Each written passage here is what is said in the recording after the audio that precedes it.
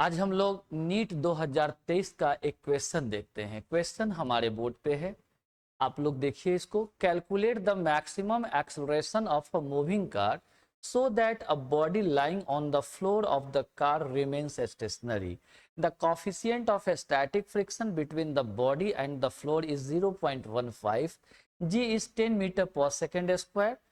तो क्वेश्चन क्या हो गया जो आपने देखा? क्वेश्चन कहता है कि एक कार का महत्तम त्वरण प्राप्त करिए ताकि कार पर, यानी एक कार का महत्तम त्वरण कितना होना चाहिए कि कार के सतह पर स्थित कोई पिंड खिसक नहीं पाए। ठीक है ना, यानी नहीं खिसकता है, उस समय उसका मैक्सिमम एक्सेलरेशन क्या है।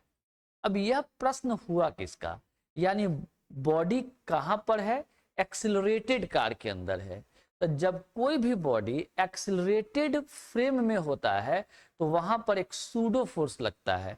सूडो फोर्स कितना होता है और किधर लगता है? तो बॉडी का मास और फ्रेम का एक्सेलरेशन। तो फ्रेम यहां कौन हो गया? कार।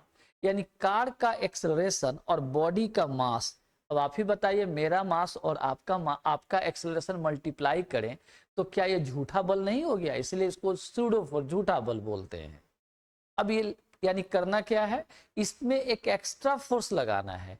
कौन? Pseudo force. सूडो फोर्स क्यों लगाना है? क्योंकि बॉडी कार के अंदर है और कार एक्सेलरेटेड है। तो सूडो फोर्स किधर लगेगा? कार के एक्सेलरेशन के विपरीत लगेगा, अपोजिट लगेगा। कितना लगेगा? बॉडी का मास और इनटू कार का एक्सेलरेशन। बस इतना ही कॉन्सेप्ट होता है जो आपका थियरी में क्लियर है। तो आप यहां पर देखिए, जैसे मान लीजिए कि यह कोई सतह है और यहां पर कोई कार बना देते हैं हम लोग। लैम्बोर्गिनी बन गया है। तो कार के सतह पर एक पिंड है, यह बॉडी का मास m है तो mg नीचे लगेगा और नॉर्मल रिएक्शन ऊपर हो गया। अब आप देखिए, यहां बॉडी यानी कार चलेगी a एक्सेलरेशन से इधर, तो बॉडी खिसकना चाहेगा पीछे, तो इस पर घर्षण यानी फ्रिक्शन, स्टैटिक फ्रिक्शन लगेगा दाहिनी ओर। अब सवाल है स्टैटिक फ्रिक्शन क्यों? चूंकि बॉडी स्टैटिक रहता है, यही तो स्टैटिक लगाना है। और इस समय मैक्सिमम स्टैटिक अर्थ होता है लिमिटिंग फ्रिक्शन लगेगा, क्योंकि मैक्सिमम एक्सेलरेशन निकालना है। यानी कार ब्लॉक खिसकने के पोजीशन में रहेगा उस समय। अब इस पर एक्स्ट्रा फोर्स कौन लगेगा? तो सूडो फोर्स। सूडो फोर्स कौन होगा? ये बॉडी का मास और कार का एक्सेलरेशन ma लगेगा। अब यह ma किधर लगेगा? तो एक्सेलरेशन के विपरीत लगेगा, बॉडी पर ही लगेगा। इधर लग गया m इंटू a। अब यहां पर देखो, यह ma का मान कार के एक्सेलरेशन पर डिपेंड करता है। अब देखिए जरा, आप लोग गाड़ी चलाते हैं तो कार जितना एक्सेलेटर लेते हैं, नेचुरल है, जितना आप एक्सेलेटर लेते हैं उतना ही एक्सेलरेशन बढ़ेगा, m इंटू ए तो बढ़ जाएगा।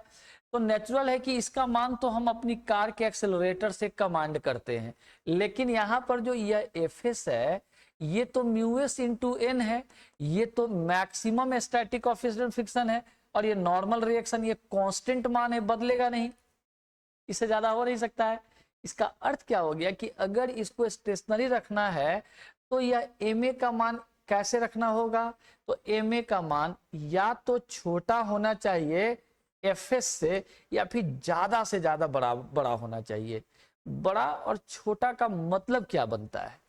यानी ज्यादा से ज्यादा इसको बराबर क्यों होना चाहिए? कारण यहां समझ लो।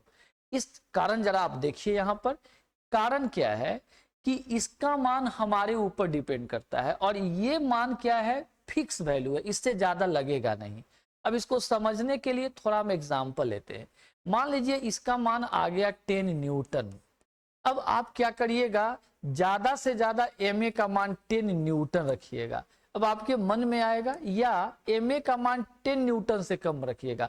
तो आपके मन में आएगा, अगर हम इतना एक्सेलरेशन रखें जिससे मास इंटू एक्सेलरेशन 8 न्यूटन आ गया, तो क्या उस समय बॉडी इधर खिसकने लगेगा? ऐसा नहीं होगा। क्यों नहीं होगा?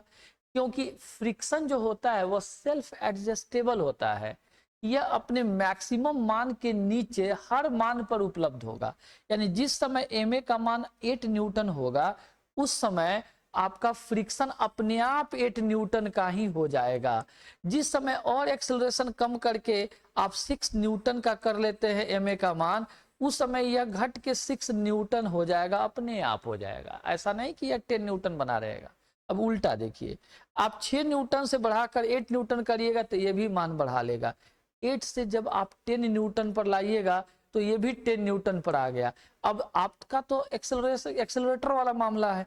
आप अगर एक्सेलरेशन को बढ़ा करके और इसका मान 10 से ग्रेटर जैसे 12 न्यूटन कर लीजिएगा, यह बेचारा सरेंडर कर देगा कि ना ना अब इससे ज्यादा नहीं लगेंगे, तो ये ब्लॉक फिसल जाएगी क्योंकि ये ज्यादा हो गया। समझ गया ना मामला?